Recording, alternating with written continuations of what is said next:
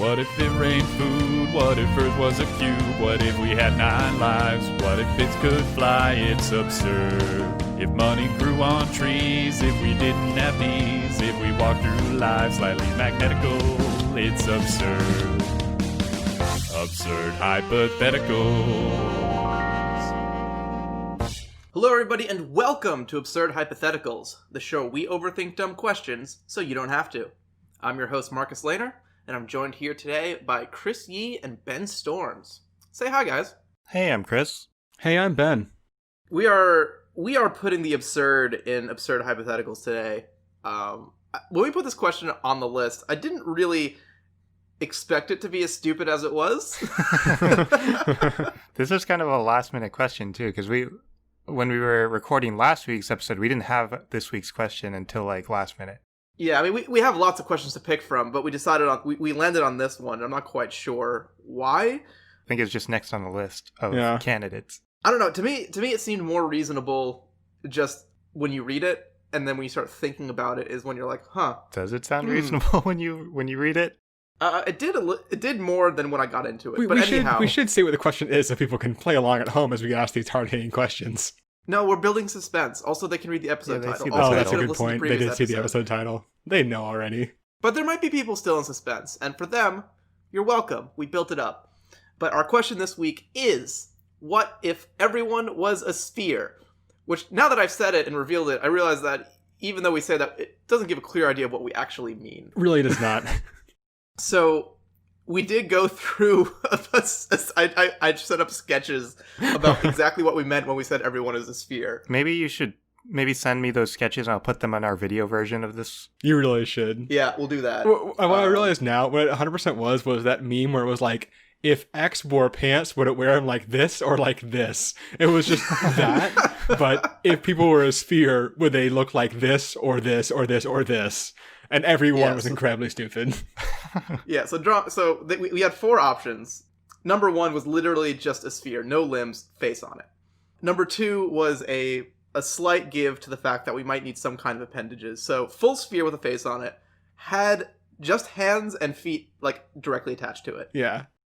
Number 3 is the sphere with the face on it with full arms and full legs. And then number 4 is more Willy Wonka in the chocolate factory where you have full arms, full legs, and a head on top, and your center bit is just a sphere. We elected to go with number 2, which was the full sphere with just hands and feet attached, because to me that was the funniest. It is very funny. It's really good. It reminds me of Humpty Dumpty for some reason. It's very Humpty Dumpty, yeah. It does look it's very Humpty Dumpty. So what if we were all Humpty Dumpty? Is an alternate interpretation. Only not egg-shaped, round-shaped. Yeah, a more perfect Humpty Dumpty. Yeah. Who can build a more perfect Humpty Dumpty? Not the King's men. They can't even build the one. Yeah, also, personally, there is no doubt in my mind, this is hands down the dumbest thing we've ever done. Yes. I realize that's a very loaded statement because we've done a lot of dumb shit on this podcast. No question, this is the dumbest thing we've ever done. Zero doubt in my mind. This is coming from the man who drank spicy milk. Yes, it makes more sense to drink spicy milk than consider this question. Oh, man. All right, well, Ben, how did you consider this question? So, I wanted to figure out, obviously, if everyone is a perfect sphere like this, we're going to have to design a lot of things differently. So first I want to figure out, how big of a sphere actually is this? So, we decided that the diameter of the sphere was going to be, just sort of map up with, the average height of a person. So I looked up, the global average height for a man is 5'7". For a woman, it's 5'3". But obviously just the average isn't really enough because if we're going to, design a building, we need to fit more than just the average person. We need, the people who are larger than average. So then I started looking into, because I'm a huge nerd, I started looking at the distribution of heights. And heights, for the most part, follow a normal distribution, which basically means that the distribution of the values is symmetrical around the average or the mean.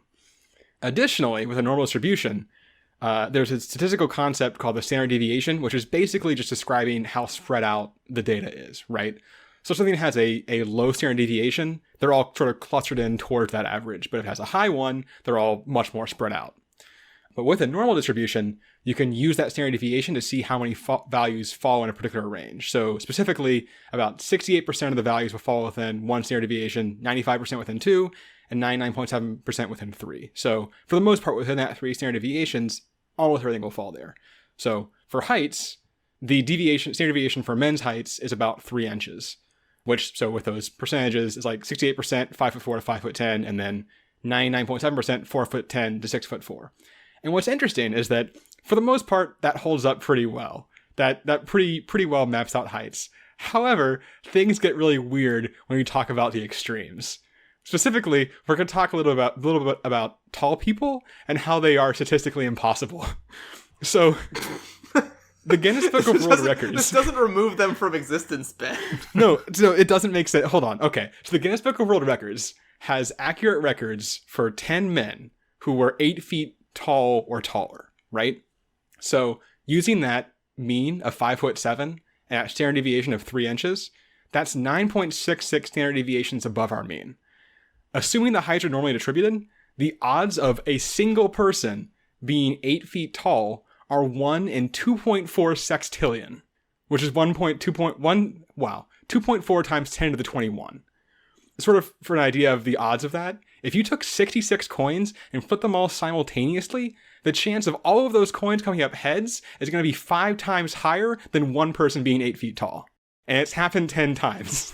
Well, we're very good at sextillions. Apparently. As a human race. Yeah.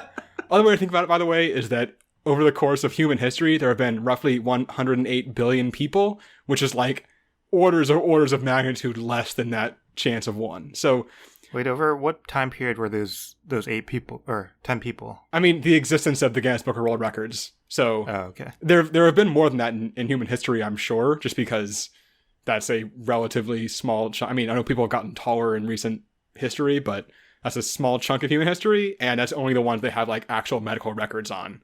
So I would imagine there have been other tall people, 8 foot tall plus people as well. Those are just the ones that we can like 100% sure say guaranteed happened. So does any of this actually matter to my answer? No, but I found it and it was cool and I had to share it. Really the important takeaway. Even more extremely on the other side, like if you have a very short person. I actually didn't look into that at all. I'm not gonna lie. He doesn't care about short people. I don't care. Yeah, it doesn't matter. That's mean. You matter to short people. I didn't look into short people. I figured the tall people was enough. Because once again, doesn't actually matter for my answer at all. Really, the only takeaway is that if we have things that are 6'4" or wider, that's going to fit 99.7% of the people. So that's kind of our target for the most part. But where's this change? This assumption that we have to, suddenly people are much wider. Because the average shoulder width of a man now is about 18.1 inches. So if we're going to scale up things to be the same proportion, like width to a person, they're going to have to be about 3.7 times wider than they currently are. Which doesn't seem that bad until you think about something like, say, a door. So by ADA regulations, the minimum open width of a door has to be 32 inches, which is like a little under 3 feet. By our new ADA regulations, assuming we keep that same proportion, that open width is going to have to be 118 inches or about 9.83 feet, which clearly is not going to work. So we're just going to say that we're going to put a little wiggle room on that 3 standard deviations of 6'4", and we're going to say that the width for a person to move through something is 6'8" or 80 inches. And some people will get caught by that, but they can deal. And how quickly we've abandoned, the 1% at the edge of the bell curve. It is the 0.1% maybe. I did math for this. So we're going to say doors work that way. But what about something else that you can't really just, do that? You have to sort of keep with the same proportions. We're going to talk about hallways. So to have something that functionally is a hallway, you kind of have to have it be able to let 2 people by at the same time. So using that 6'8" distance, the hallways have to be 160 inches or 13 1/3 feet, which is not a hallway, that's a room. So no, it's a ballway. I think it's a room. I think pretty sure that's wider than the majority of the rooms in my apartment. So once again, clearly not tenable. So the answer now is we actually don't really have 2-directional hallways anymore. All buildings are now omnidirectional because it's the only way to still have it work. So every hallway, you can only go down one direction and it's 6'8" across. And if you go past where you have to go all the way back around and get back there. A fun side effect here, by the way, is that, right now the status symbol place to be in like an office building is the corner office because you have, nice windows and stuff. But now the status office is the one that's right next to the direction you have to move through the building, so you don't have to walk all the way around to get to where you're working. Well, but if you want to be the one that's all the way around the loop, so at the end of the day you can just get out. Is that better? I feel like you'd rather have to walk around at the end than the start. You gotta make it up eventually. It's better for you to get your exercise in the morning to increase your energy level throughout the day. Marcus is thinking smarter, not harder. All right. I guess that's fair. Okay. So I guess there is room for preferences still, but it is interesting that, it does definitely change like the layout of a building that way. So it's interesting. You're getting to work. So first off, clearly you can't drive a car. Look at your stupid little hands. They're on the side of your body. It's not going to it just doesn't happen. So you can't drive. So we're going to have a very, strong public transit system. So theoretically, how wide does this bus or train have to be? So we need, I say a seat, but you can't actually sit down anymore, I don't think, because your feet are just like directly on the floor. You don't have legs. I think you need legs to sit, right? You need legs the deep semantics question. I guess you can kind of like lean backwards onto your back and then roll forward when you get there, but that doesn't seem particularly comfortable. Man, I just want to pull all the quotes out of this episode where tall people are a statistical impossibility. Do you need legs to sit?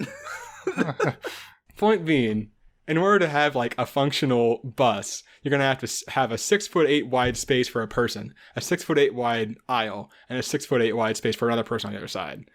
So assuming you do have two people still, like on one on either side, that's going to be 20 feet across, which means there are roads, unless they're also omnidirectional, will have to be 40 feet across, which of course means there are roads will be one-way roads and be 20 feet across, which is, getting a little ridiculous. Can I propose a solution to the bus problem? Okay, go on. Imagine you have an egg carton, but you only have the one row of the egg carton. So the first person gets on the bus, and they slot into their seat, which is lower than the floor level that you get in on. And that kind of descends a little bit. And now the next person can rolls across and they can roll them? Over the person and roll across them into the next one, and you fill the bus that way. How do you get out? There's a platform's got to raise up, and then it puts you up, and then you just roll over everybody else to get to the front of the bus. Or there's a trap door at the bottom of your floor. Wait, hold on. We can think about this. What if the bus just goes up? What if the bus just God, there has to be a better. What if the bus just has literally one wall, just the side that's by the sidewalk, just moves down like a ramp, and you just roll on and off that way directly into one seat. That kind of works. Okay, that's better. That's better. You don't have to roll over people. You don't have to roll over people, which seems suboptimal. Something I actually didn't explore that much, but I just realized when I was thinking about getting on top of a person, stairs don't work anymore. I was gonna make an ADA ramp joke when you were talking about the ADA, and I'm like, ADA ramps are gonna be very key. Yes, yeah. Ramps are important. Elevators are big, literally. So, one last thing. We've talked about your stupid tiny hands. I guess they're normal sized hands. They just look funny because they're right on your body. But your stupidly positioned hands. So one thing I realized is that, say you go to work, how are you going to do anything? Because you have these tiny hands and you can't use a keyboard or anything because you can't, I guess you can turn your whole body to face one way around and then move your one hand around. But that seems really... You gotta get one of those ergonomic keyboards that splits in half. Well, that's kind of what I went with, but it's also mounted on the side of your body on either side. Kind of like earmuffs, but I guess above your... I guess it's not a shoulder because you don't have arms. Right. I think because you keep on saying tiny hands, but I think we're saying that you don't have arms or anything. It's just your wrist. They're not actually tiny. You just hands. have wrists. It's just your wrist. Your wrist is attached to the circumference of your sphere. Right. Exactly. So same with your legs. You don't have legs. You only have ankles. I want to try to figure out if you put a half of a keyboard on either side of your head, do you have enough range of motion with just your wrists to hit all the keys on a keyboard? So absolutely. I took a sheet of paper and a pen, and I fixed my wrist in place, rotated as far as I could one direction, and marked out how far, what sections I could hit, and then went all the way around the other side to the same thing. I basically wound up with effectively a rainbow shape that I could touch.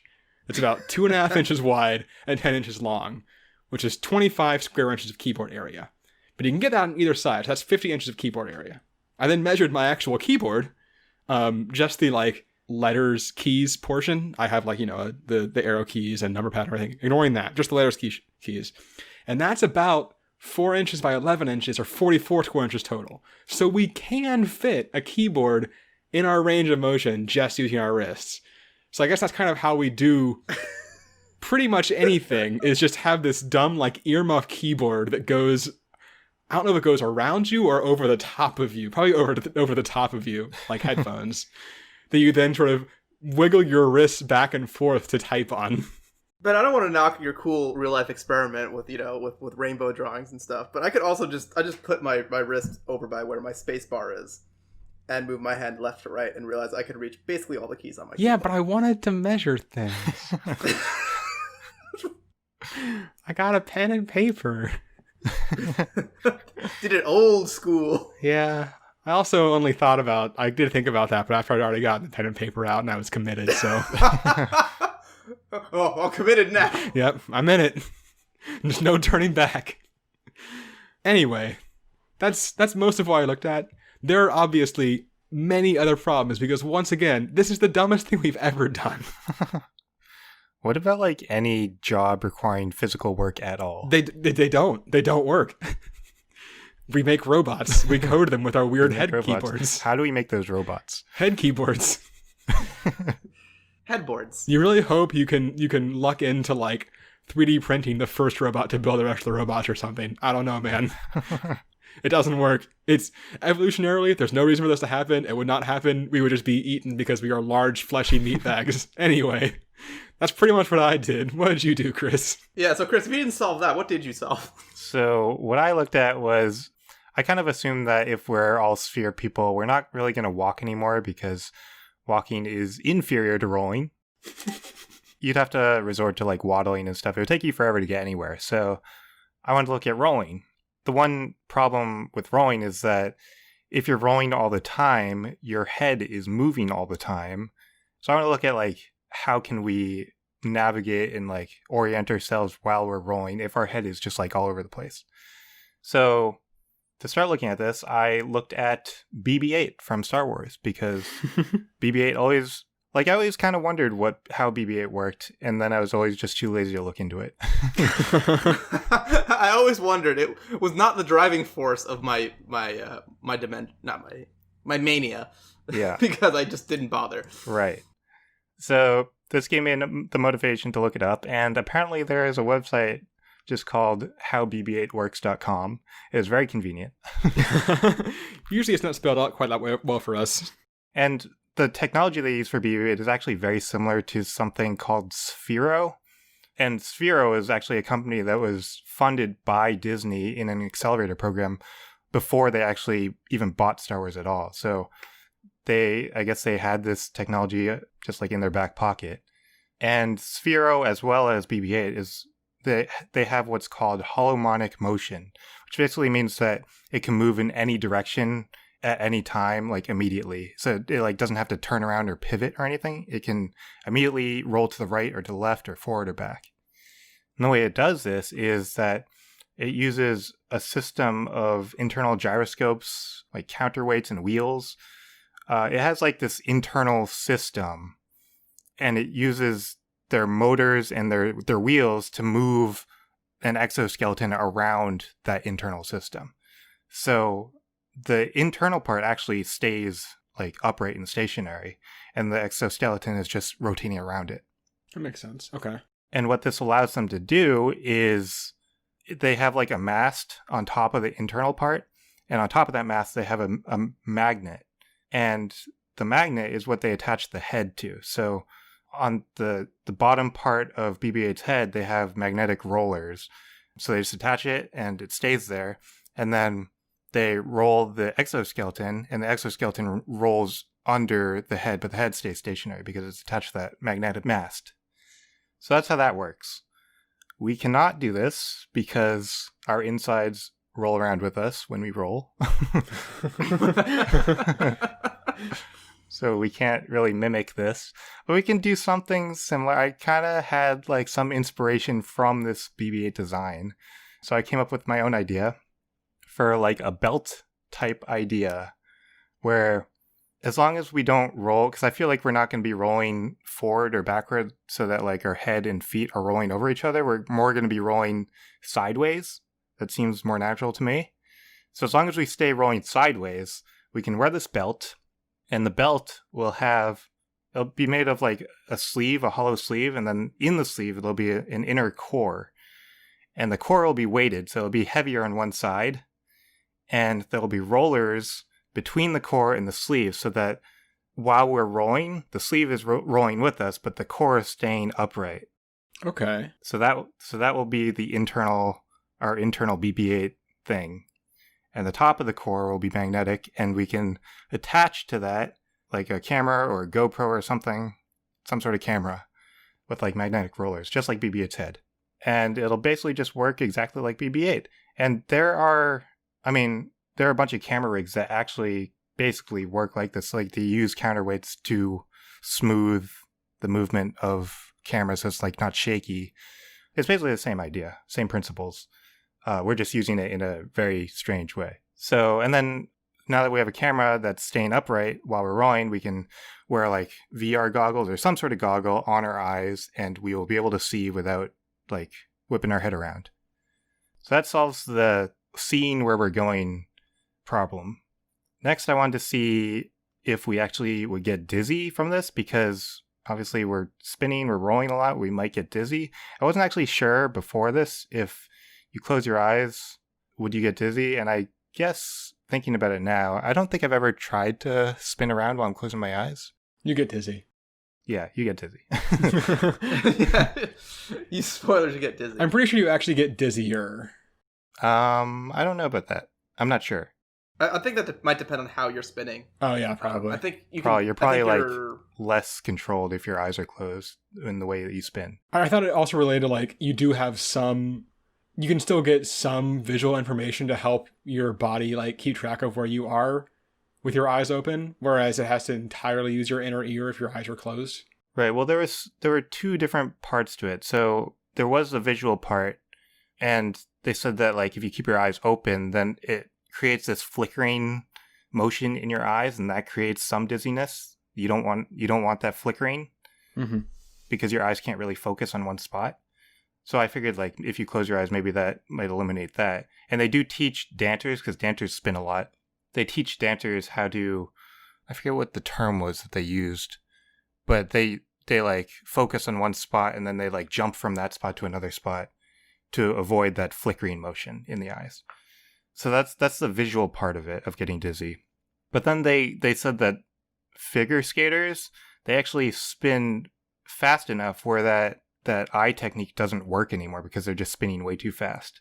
So the second part that it contributes to dizziness is, you alluded to it, the inner ear thing. It's called the vestibular system. Vestibular system? Yeah. That sounds good enough. We'll run with it. It's located in the upper portion of your inner ear, and it's made up of 3 semicircular canals. They're like oriented in 3 different axes of motion. So like one detects if you're like nodding your head, one detects if you're shaking your head, and one detects if you try to touch your ear to your shoulders. So those are 3 axes of motion. I just did all 3 of those as you were saying them for some reason. I was doing it as I was saying it too. Okay, cool. Not just me then. Ben, you just like to play along. I really do. It's kind of a problem sometimes. He likes to draw rainbows. Yeah, so these canals in your inner ear, and in these canals there is a fluid called endolymph. So it's just like a little fluid stuff. And on the sides of your canals, there are hair-like nerve cells. And what happens is if you move your head, then the fluid like moves around and stimulates these nerve cells, and your brain detects that as motion. So if you're like spinning, if you like turn your head, the fluid, because of inertia, actually doesn't move, but your head moves around it, and that's what stimulates the nerve cells. But if you're spinning, eventually, if you spin for long enough, then eventually the fluid will start moving with you, and it'll kind of like your brain will adapt to it. And then if you stop spinning, then because of inertia, the fluid will keep on spinning. And that's why you kind of see the world spinning around you if you stop spinning. It's because your brain kind of thinks that you are still spinning. So the article that I looked at, they actually used a metaphor of like just a glass of water on a lazy Susan. So if you put a glass of water on the middle of lazy Susan and then spin it around, just the motion of the water is what we would get. So how do we like fight against this? How do we not be dizzy if we're spinning around all the time, if we're rolling around all the time? What figure skaters do, because they spin all the time, is basically they just do it a lot. There's a whole article about what they do, and it was a lot of fancy talk. They labeled it with a word called habituation, and it's basically they just do it so much that their brain adapts to it, and then they don't get dizzy anymore. The example they used for habituation in other situations that aren't related to dizziness is, it said if you keep on eating something sweet, eventually it won't taste as sweet. So it's kind of the same idea with dizziness. But that's what figure skaters do. They just do it a lot. And if this is like our main way that we're like moving around, and instead of like walking stuff, we're going to be doing this. We're going to develop this skill anyway, and we're probably not going to get dizzy at all just because we're doing it so much. So dizziness is not a problem, and we solved our looking around, staying oriented while we roll around problem. So we're good. We can roll around everywhere. So, Marcus, what did you look at? I regret that I looked at anatomy. So I started thinking about whether this bald person would work and what he might look like in an X-ray machine and all that. That's where I ended up. So kind of how I got onto this was I started with kind of on the same lines as Chris with kind of I wanted to look at balance. So one of the things that's come up a couple times this show, which is always one of my favorite things to look at because it's easy math and it's kind of funny, is if you are a weird hypothetical shape, as we often are on the show, balance can be tricky. And so basically the way balance works from a mechanical point of view is you have your center of mass somewhere. And if your center of mass is ever outside the footprint of what's supporting you, so your literal feet prints, if you're leaning towards the side and your center of mass goes past your leading foot, you're going to fall over because there's nothing to prevent you from overturning. So in our case, we're a big ball and our feet are pretty close together in the middle. Again, we don't have exact numbers, but kind of just feeling it apart, at most they could be maybe, I gave them 18 inches apart before your feet would not be able to effectively reach the ground anymore. So I figured they should at least be moderately effective, so they should touch the ground. I just figured they're the same distance the way that our feet are now. Which is probably about 18 inches, actually. Which is about 18 inches. Yeah. I think, Ben, you said the shoulder width is 18 inches, so it's about that same width. It's kind of close to that. So if our center of gravity shifts more than 9 inches from our center in either direction, we're going to fall over. So the reason you don't fall over all the time in real life is that your body's pretty dang good at, one, spreading your feet further apart, or maneuvering the upper half of your body to kind of distribute weight. Like if you are picking up something on your left side, you're going to shift to the right to, move your center of gravity over that way and balance it out. But if you're a ball, you really can't do much of that. So I want to look and see how much our center of mass moves and how heavy a thing we could pick up before we start rolling away. So I took myself as the example. So a 6-foot diameter ball instead of the lanky ass stick figure I am now. And I had to check my math a bunch of times. And it is correct, but you are going to be way more massive as a ball than you are as a stick man. The average person has a volume of about 2.5 cubic feet, give or take a little bit. A 6-foot sphere has a volume of 113 cubic feet. Whoa. So from 2.5 to 113. So instead of weighing like, I don't know, 6 or so,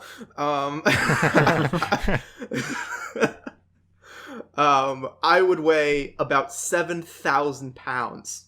Yeah, I don't know why, but for some reason I was just imagining we'd get wider, but we'd also get deeper.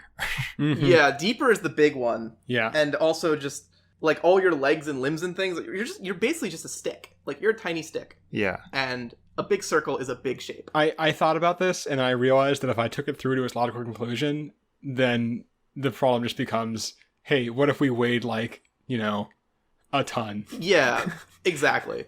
So good news is it's going to take something really heavy to move your center of gravity over to the edge.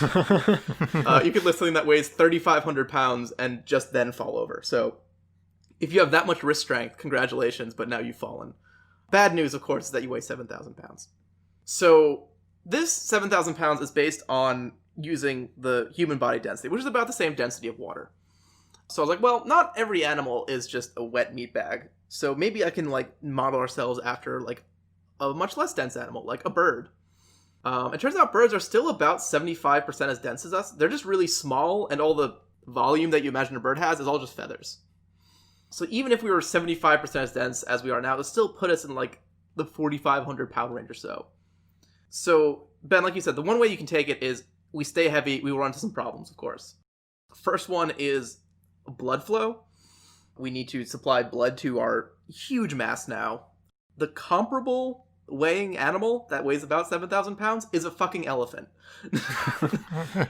So we could scale up our heart to match an elephant's 44-pound heart. The second thing that would go wrong that I haven't done the math on is the actual strength of your skeleton and bones and body parts to be able, if you could support that, literally just the pressure of your own weight. A spherical shell is a good shape to do this in, so you'd probably be okay. But the last part is the caloric intake each day to maintain that body. So given that you need about as many calories as an elephant would, because you weigh about the same, you're going to need 70,000 calories and 20 to 50 gallons of water a day. That's the equivalent of eating 1,859 chicken nuggets per day. just to get what that. happens if you go on a diet? You don't lose, or do you just get smaller? I guess you would have, I imagine you would have a fatty layer on the outside of your bone shell. I hate this. Is kind of what I imagine. I hate this we're much. Yeah, so I stopped looking at the heavy because I decided that the next step is to modify our anatomy to accommodate some empty space into us, so we're less dense and not just full of meat. So step one, I think the thing that you have to have is you need to have that exoskeleton, so bumps and bounces don't just murder you. So you can either have a solid shell, I think would be fine, with some plates maybe some plate joints, or you could do maybe more like a spiderweb type frame. There's some complicated math somebody else can do about how many bones you would need to not, die. So imagine we have a good spherical shell of bones. That's the first step. That's going to be fine. The problem that we have now is that your organs inside are just kind of sloshed around, especially if you're mostly hot, empty space right now. You don't want your kidney just slapping around the insides of your body. It's not good for it. So the first thing I thought of is if you were filled with air-filled sacs that you could like lungs, but you probably don't need that many lungs. So also just extra lungs. Once again, that could inflate. An excellent statement out of context. So you could have extra lungs, and it's not ideal. So I think even if you have these cushions, I think you're gonna have a lot of movement, and your organs can get moved around a lot.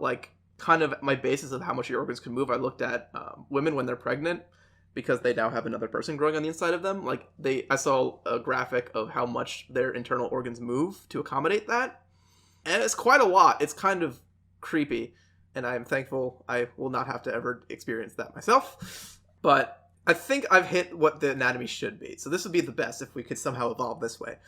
So I think what you want is you have the shell, and then from the shell towards the center is bone struts. That's what I'm gonna call them. So you have in the very center your important stuff. You have your heart, you have your brain, all the most important organs can go in this middle core. And then from there you have bones going out to the outside skeleton. And I think what you would do is you would have these be a little flexible, where you have some either muscle or flexible joints that would let you give little squish, a little shock absorbing. But we still have to put our organs somewhere. And so I think you want to connect your organs to the bone struts in, I guess, organ sacs. And so you just have your different... These will definitely be what they're named if we evolved like this. Oh, yeah. Yeah, so, I mean, you need to have them, like, stay fairly put so they don't get jostled around. So I think you have to have these just, organ sacs attached to your bone struts to attach to your external bone sphere.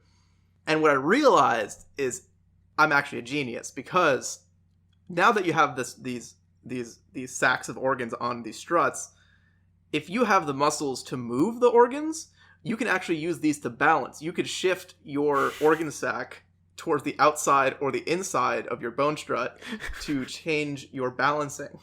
So maybe our internals can stay stationary while we roll. Exactly. And so I was looking at some of the rolling mechanics in looking about how much organs can move around. And one of the things I was worried about is if we roll too fast, if we would just, explode, like our organs would just explode on the inside.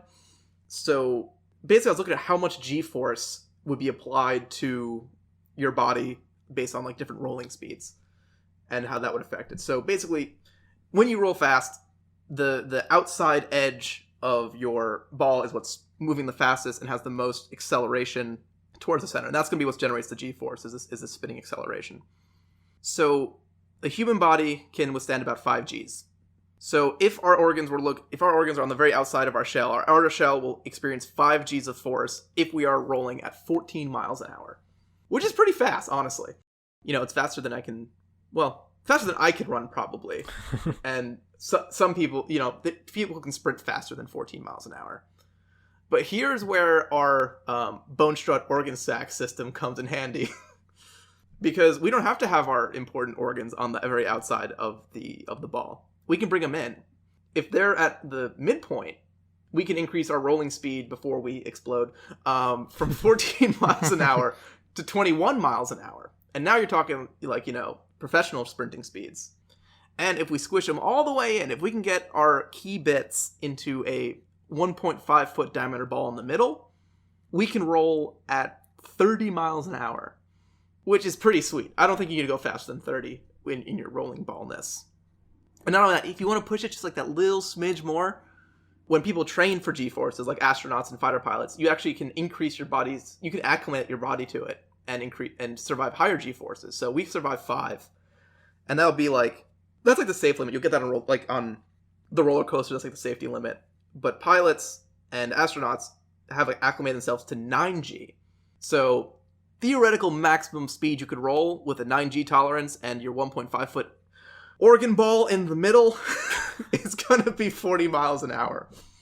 And yeah, that's what I got. You could do it. You could be a hollow, bony, air sac foiled mess if you would want to. I've decided I don't like your answer.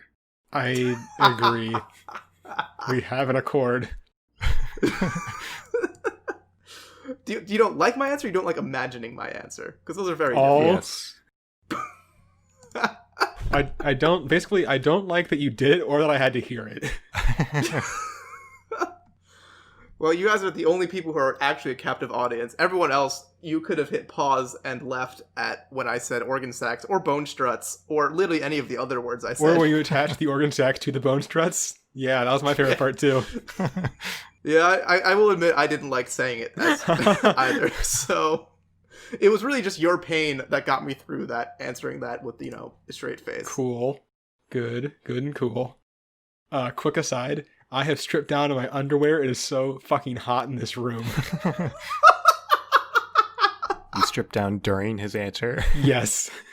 Chris, please leave that in. Ben, are you ready for a Would You Rather? I am. All right. This one's from the good book of 3,000 of them. Would you rather celebrate Christmas or Halloween all year round? Huh. I like both the holidays. So they're both good holidays. So I feel like It is interesting. There's a lot of goods and bads. Yeah, there's a lot going on here. So let's talk about gift giving a little bit. Yeah, do we have to buy presents every day then? You do, but everyone else also Then has you to buy also get presents presents. every day. And I think it's going to wind up being kind of a net zero situation. But you yeah, do like, still have to buy regifting, stuff. I'm sure. Yeah, you're not gonna be able to go all out for everybody, of course, every day. Mm-hmm. So I think you're gonna very quickly fall into a pattern with your loved ones as you celebrate Christmas with, where it's gonna be like you're gonna find the acceptable level of gift giving, and maybe it's just like Gift cards. you paint. Yeah, not even gift cards. Like you paint them a fucking picture. Like you draw them a picture. Yeah, in the something that morning. doesn't require buying anything. It's going to take a lot of time still, though. I don't know. You're gonna half-ass it for sure. Yeah. Or just like a card. Yeah, but if you give someone just a card on Christmas, you're a big old asshole. Well, if it's every day though. Yeah, I don't know. That one's tough. I mean, it's like, I guess it could be small. I don't know. You can give them like a chocolate bar or something.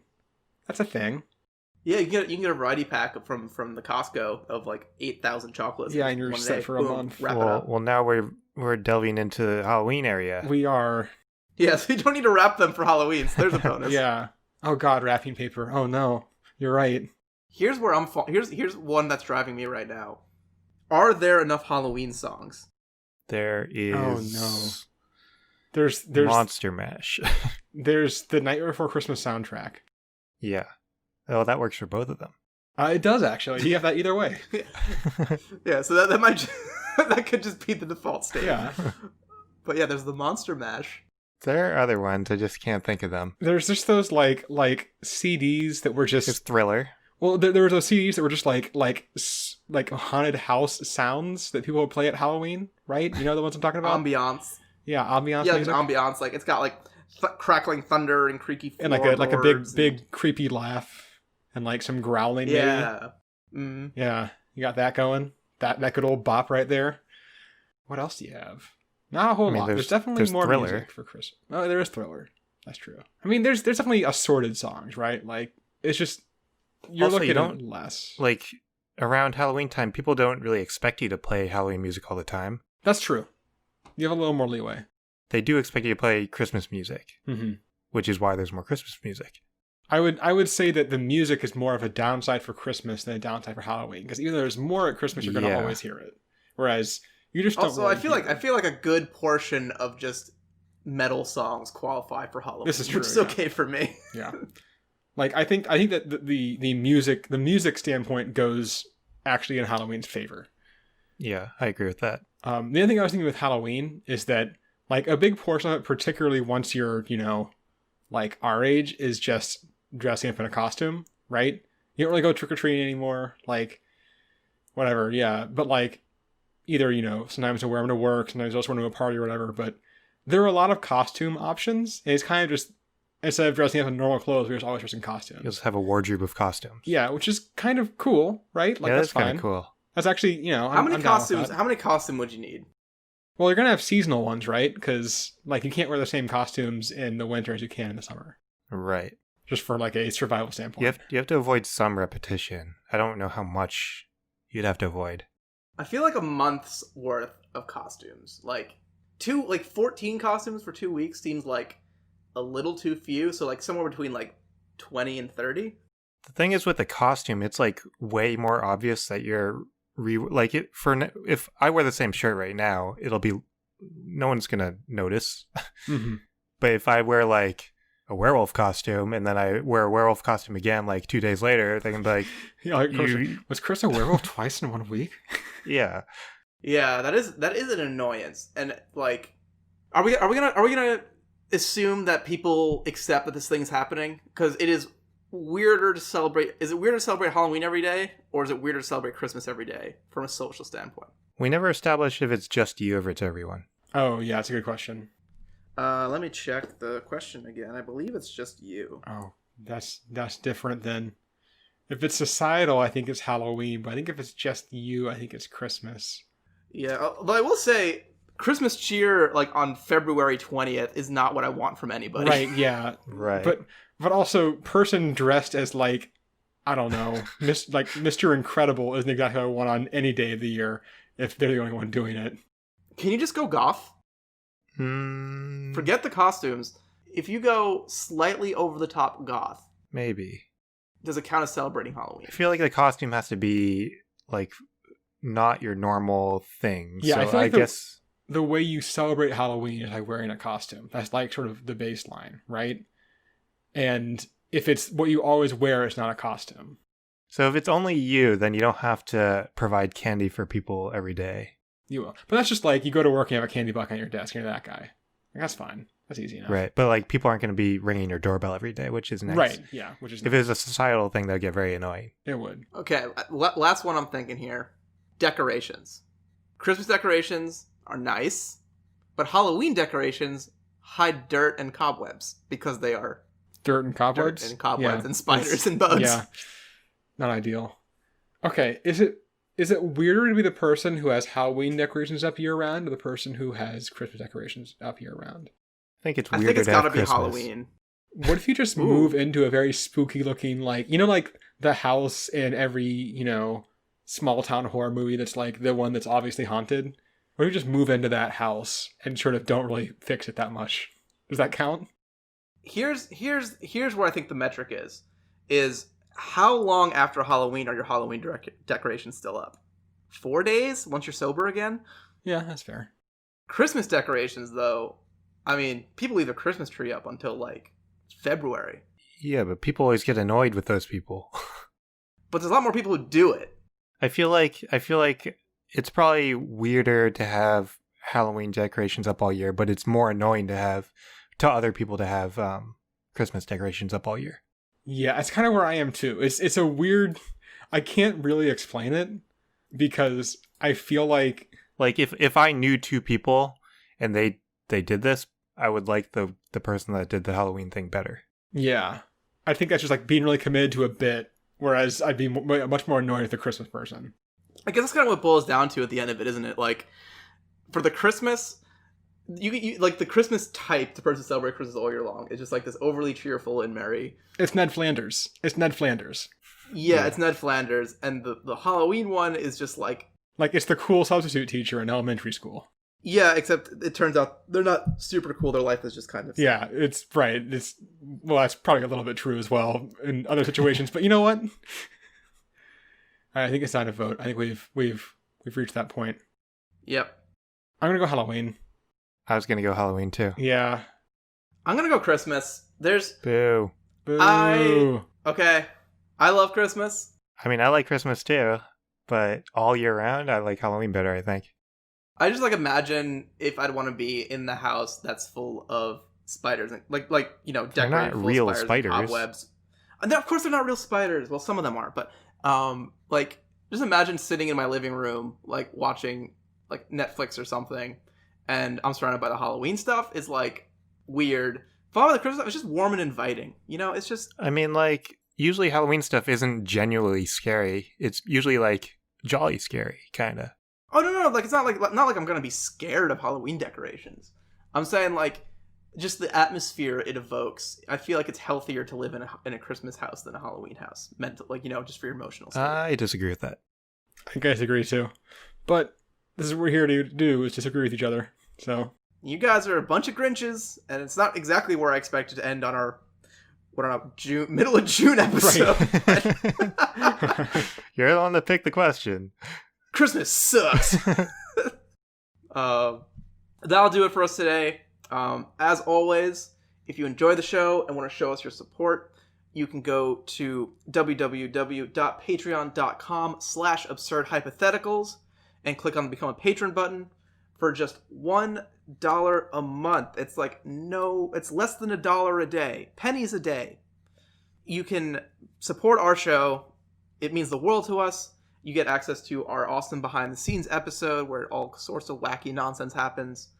And other than that, just stay hyped for episode 100. Just to sort of remind everybody, we are going to be doing a very special lightning round, the mother of all lightning rounds. We are going to do 100 questions in 100 minutes. It is going to be wild. It is going to be a train wreck. such a train wreck. I am going to lose my voice, and I imagine it is going to just become very, I don't know, inbred by question like 65 or so. And there will be punishments if we don't succeed. Yes, and we're setting the stakes way high. Very high. So to find out all about that, tune into episode 100 or check out our behind the scenes episode. I believe we talk about it there. That's not next episode, though. We're teasing you. Yeah, next episode is episode 99. 99, guys. Almost to 100. But our next week's questions will be all about animals in our animal grab bag. Something our show has never done before. Talk about animals.